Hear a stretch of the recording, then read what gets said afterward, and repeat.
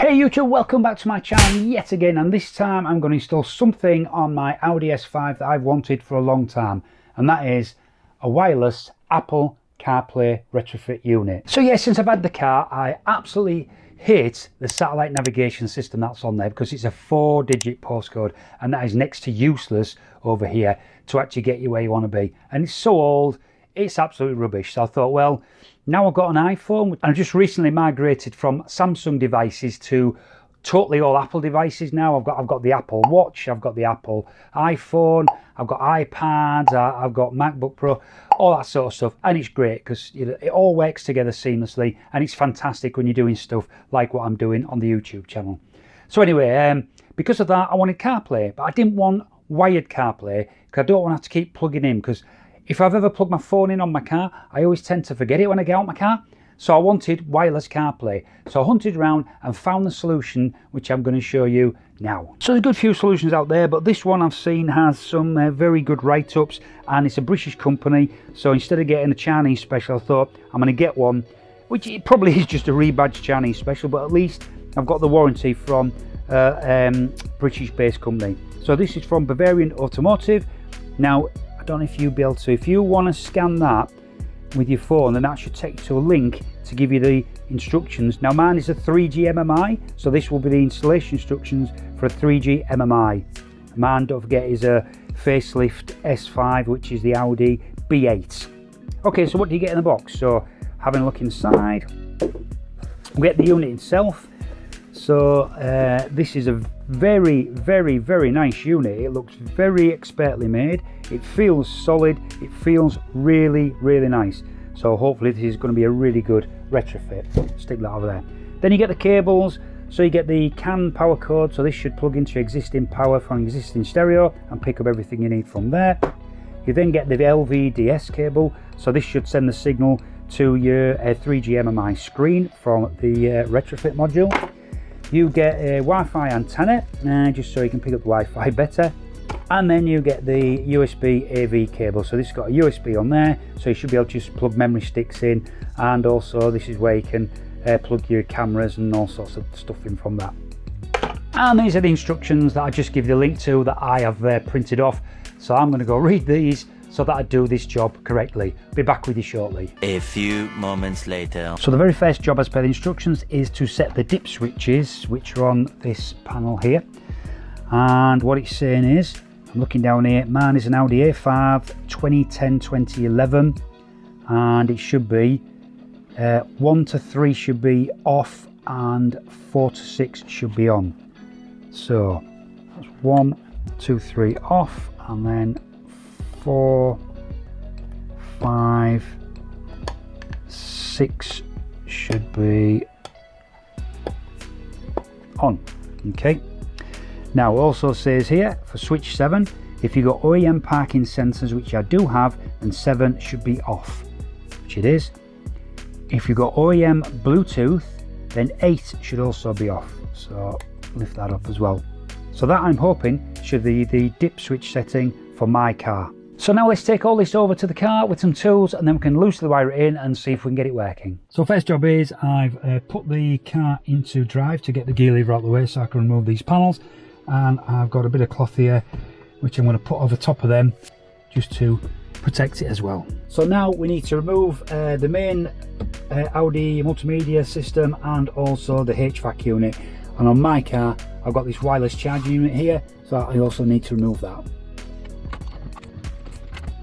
Tool to move the HVAC unit is going to be one of these little picks, and just underneath you will feel there's a little hole in there which you can put the pick and give it a tug, and there's a hole on this side which you can do the same, and it should just pop out like so. Then to undo the plugs in the back of the HVAC unit, you need to lift up the red clips like so, and then you can just press in and remove that plug.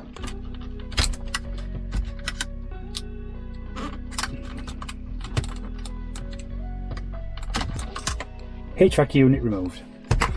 To remove this unit, you're going to need a couple of these keys, which are like so, and then these just plug into, there's a little slot there, and there's a little slot at that side as well.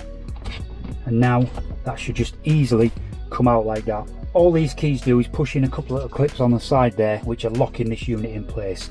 So without these keys you probably won't be able to do it, and you won't need these once it's removed.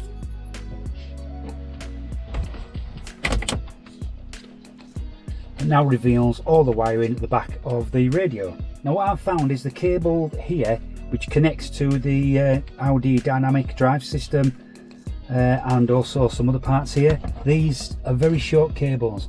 So if you get rid of these, then it just makes life a bit easier.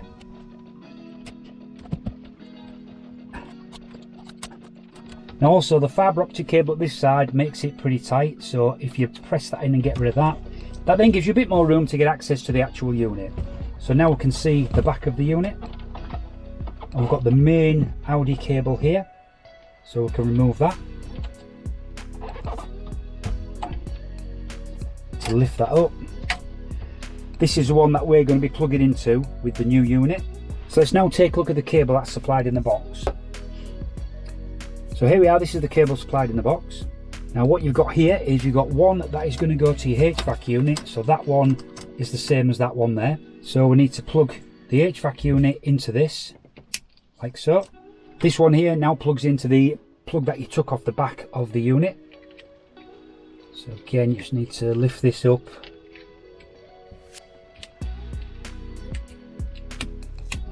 Like so. And this grey one on the back of my unit is the LVDS connector, so that's where we're going to plug LVDS cable in. So let's now get the LVDS cable and plug that in.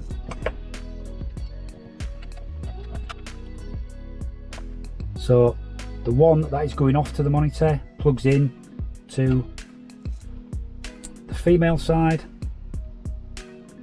and then that will plug back in to your existing unit, and where the two join, that's going to go into my new unit. Okay, so now plug this back in. And now we'll plug back in fibre optic.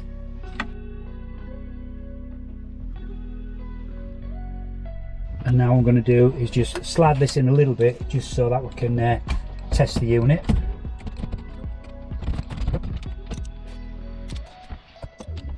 Now taking these wires, we'll plug in the LVDS to the new unit, plug in the main CAN cable, and then we'll plug that back into the HVAC unit as well. I'm just going to leave these disconnected for now because I don't think they'll make a difference being not connected. So let's plug this in like so. I just want to test the HVAC unit as well, make sure it all works. So that's unit now connected for testing. So what I'm going to do, I'm going to turn on the ignition.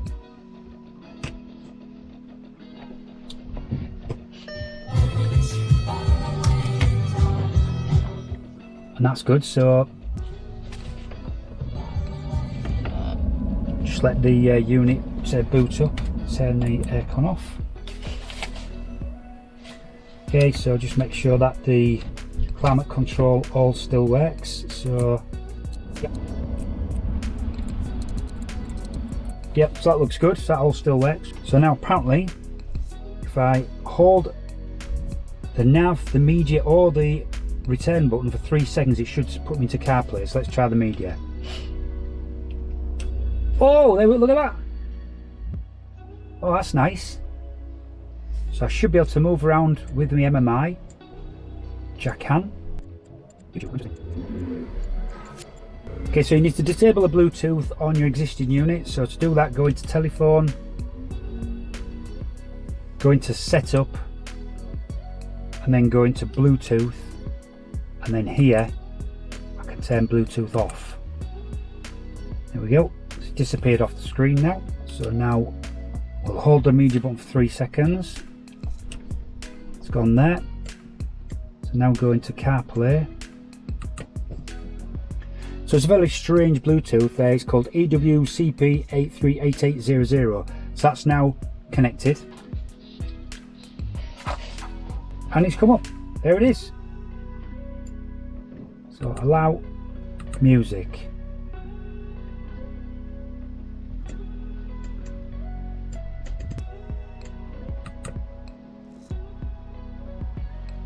Okay, so I've got no audio, so say that song is playing. If I turn the volume up, it's playing what is on my media stick that was connected to the car.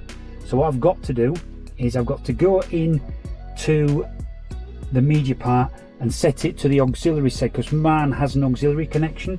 So what I need to do is press the media button, goes back here, go to the sources, and now go down here to external audio input, select that. Now hold that one for 3 seconds, media button, goes back into CarPlay. Now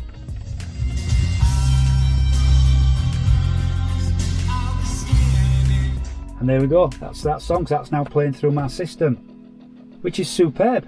So it works. So if I go hey Siri, skip track, let's come to the next one. So that all works, that's really good. And obviously navigation is using my maps, and yeah, so that's it. So that's fantastic. So it looks like it's all working. So what I'm going to do is, let's button all this back up now, get it all inside, see if we can fit it inside there. So I'm not going to install the Wi-Fi cable because I don't think I'd need for that. And also I'm not going to install this USB connection at this time. Easy enough to pop out and do it if I need it later, but because I'm now using my phone for my music, I don't think I'm going to need the USB connection. So one last thing to test here I've just thought of is the reversing camera. Okay, so see if it goes into reverse and camera comes on, which it does. That's fantastic. And take it back out, turn the reverse off, and it's back to that. So last test successful. So all that's left to do now is to try and assemble it all back into this area here, and job will be finished.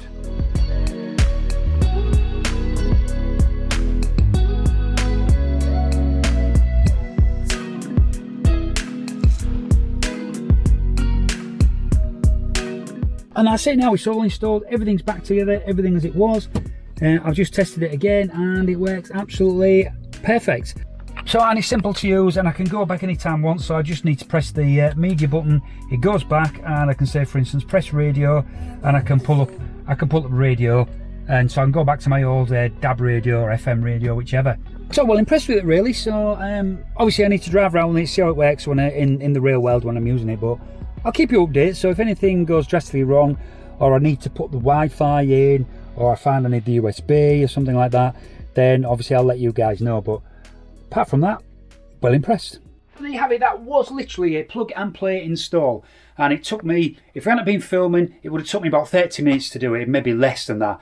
It was absolutely a cinch to do. I said at the beginning, this was from Bavarian Automotive. I'll stick a link down below, so if you're interested, then you can go. Getting no commission for this. The aunt sent me this unit, I bought it. It was 200 and something pounds, I can't remember. But if you go to their link that I'll put below, it'll tell you exactly how much it is.